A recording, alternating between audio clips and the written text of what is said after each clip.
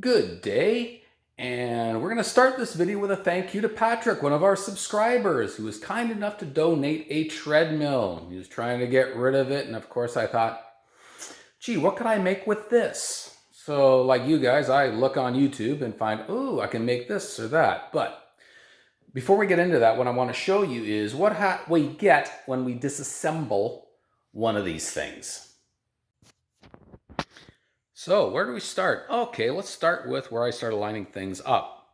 Bits of plastic. Now, these little runners, I'm looking at them thinking this might end up at the either A, on the 41 Dodge for sills for the inside of the doors, or inside my house for maybe on the, for basically where the stairway ends or starts or whatever.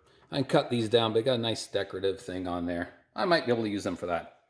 This is another neat little thing. It's the board, which supports the weight of a human, is about 1 inch thick, and I'm thinking that's a really good size for a workbench, or it might end up on one of these things, one of these carts. I might just replace the board on that. Whole piles of plastic, which I still haven't figured out what I'm going to do with yet. Maybe nothing. It might end up in the garbage in about 5 or 10 years. Depends how things go.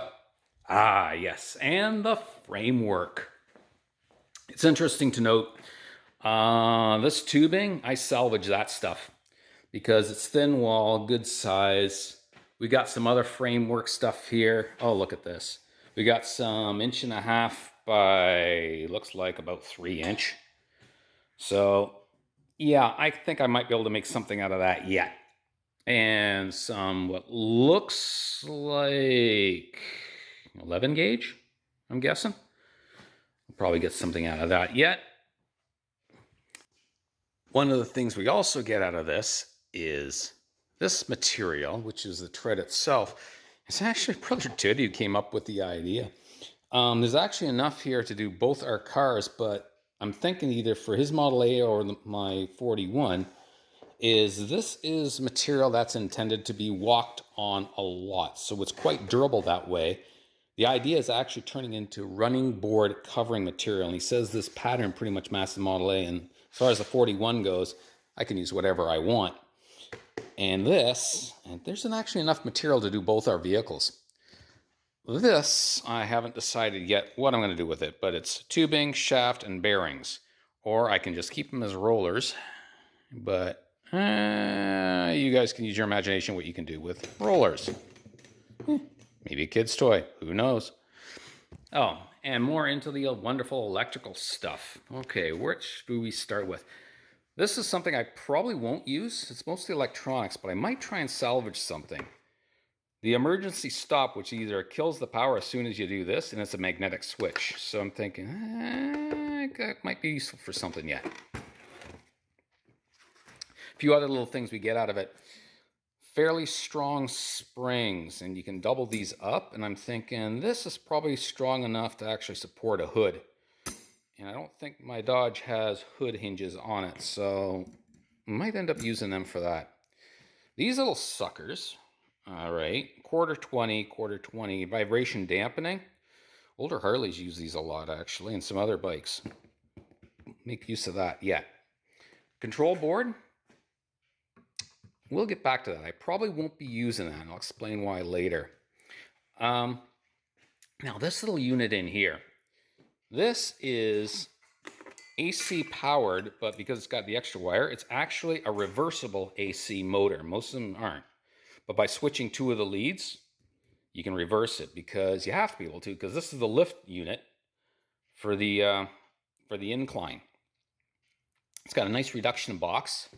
And yeah, you can disassemble these and change the shaft, or keep the shaft and use it for, I don't know, some sort of unit. I'm sure we'll make use of that thing yet. Little bits of foamy bits covering. Don't know if I'm going to use that yet or not. Biggest reason I got is this one right here. A nice DC motor. And this sucker is rated for 23 amps, 4,400 RPM. Those are things. Now, as far as the horsepower goes, one of the things I've looked on is that's kind of BS on these things. Don't go by that so much. The other thing I found out, because I've been doing a little bit of research, there is all kinds of videos out there for what to do with these things. We won't get into that. You can use your own imagination. Oh, look, a lathe, that's belt driven. It might end up on there yet. But one of the things I'm also going to point out is there's a guy who mentioned something that they are not all left-hand thread. This one I just checked, it's actually right-hand thread. So if you tear one of these apart, take a look, because it could be either right or left-hand thread, and try to turn it the wrong way. It's not going to be a whole lot of fun taking off. Okay, I was going to get back to something. Yeah, that control board. There's plenty of videos right now on how to use an SCR and a bridge rectifier to power these things and make them variable speed. And you can get off the shelf. And oh, by the way, the unit was about maybe 20 bucks.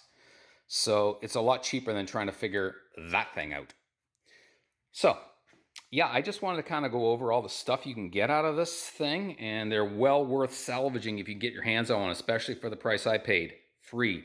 Thank you again, Patrick. And that's all I wanted to cover in this video. Like I said, if you really want to get into this, there's plenty of other videos on right now on what you can do with these things. Anyways, thanks for watching, and bye for now.